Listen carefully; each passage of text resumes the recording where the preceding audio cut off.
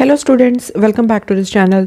सो students, इस video में हम 9th क्लास की एक्सरसाइज 7.1 का क्वेश्चन नंबर 5 सॉल्व करेंगे एनसीईआरटी की टेक्स्ट बुक से। क्वेश्चन है line L is the bisector of an angle ए।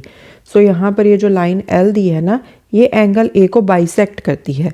अब बाइसेक्ट करने का क्या मतलब होता है कि ये जो ऊपर वाला पोर्शन है एंगल का एंड ये जो नीचे वाला पोर्शन है एंगल का, ये इक्वल है। सो बाइसेक्ट करने का मतलब होता है कि जो भी चीज़ आपको दी है ना, उसको दो इक्वल पार्ट्स में स्प्लिट कर देना। सो ऊपर वाला एंगल इज इक्वल टू नीचे वाला एंगल। ठीक है जी। एंड आगे क्या दिया है, and B is any point on L. So यहाँ पर पॉइंट बी दिया है, ये कोई एक पॉइंट है लाइन एल के ऊपर।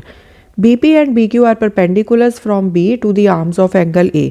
सो यहाँ से B P and B Q दो परपेंडिकुलर्स ड्रॉ किए गए हैं इन दोनों आर्म्स के ऊपर। एंगल ए की ये दोनों आर्म्स बन गई ना, एक आर्म ये वाली बन गई एंड एक आर्म ये वाली बन गई। तो इनके ऊपर पॉइंट बी से इस तरह से दो परपेंडिकुलर्स ड्रॉ कर दिए। सो इसका मतलब क्या है, ये वाला एंगल भी 90 डिग्री का है एंड ये वाला एंगल भी 90 डिग्री का है। Show that triangle A P B is congruent to triangle A Q B. So यहाँ पर आपने इन दोनों ट्राइंगल्स को कॉन्ग्रुएंट प्रूव करना है। एंड उसके बाद क्या पूछा है उन्होंने, B P is equal to B Q और B is equal distant from the arms of angle A. So same ही मतलब है कि आपने ये प्रूव करना है कि B P and B Q ये इक्वल हैं। ठीक है। सो इक्वल डिस्टेंट का वही मतलब है कि जितना डिस्टेंस बी से क्यू का है उतना ही डिस्टेंस बी का पॉइंट पी से है। ठीक है। So basically B P is equal to B Q, ये आपने प्रूव करना है। सो सबसे पहले हम इन दोनों ट्राइंगल्स को कॉन्ग्रुएंट प्रूव करेंगे। Okay. So we will write in triangle A P B and in triangle A Q B. अब यहाँ पर देखो, दोनों में जो साइड ए बी है वो तो कॉमन है।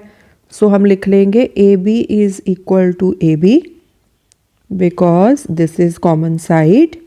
एंड यहाँ पर ये वाला जो एंगल है, एंगल 1 एंड एंगल 2, या तो इनको नेम दे दो इस तरह से, एंगल 1 एंड एंगल 2, या फिर आप पूरा एंगल का नेम लिख लो।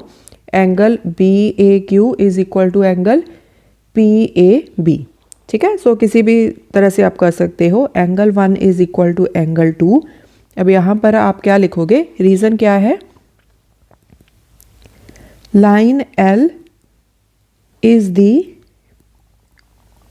Bisector of angle Q A P. ठीक है। सो लाइन एल, ये जो पूरा एंगल है एंगल क्यू ए पी, इसको बाइसेक्ट करती है। So that means angle 1 is equal to angle 2। And हमें और क्या दिया है, ये दोनों एंगल्स हमें 90 डिग्री के दिए हैं। Angle A Q B is equal to angle A P B, ये वाला एंगल एंड ये वाला एंगल यहाँ पर लिखेंगे बोथ 90 डिग्री। ठीक है। So therefore triangle A P B is congruent to triangle A Q B. अब रूल कौन सा लग रहा है यहाँ पे, रूल देखो अब आप। तो यहाँ पर ये हो गया angle, this is angle and this is side. So by AAS congruence rule. So यहाँ पर लिख देंगे हम बाय AAS कॉन्ग्रुएंसी। ठीक है, या बाय AAS कॉन्ग्रुएंस रूल, कुछ भी लिख सकते हो। बाय AAS क्राइटेरिया भी लिख सकते हो। सो इन दोनों ट्राइंगल्स को आपने कॉन्ग्रुएंट प्रूव कर दिया। ये तो हो गया आपका फर्स्ट पार्ट। सेकेंड पार्ट में उन्होंने बोला था कि आप शो करो B P is equal to B Q है। अब यहाँ पर B P and B Q क्या है, ये हैं corresponding parts of congruent triangles.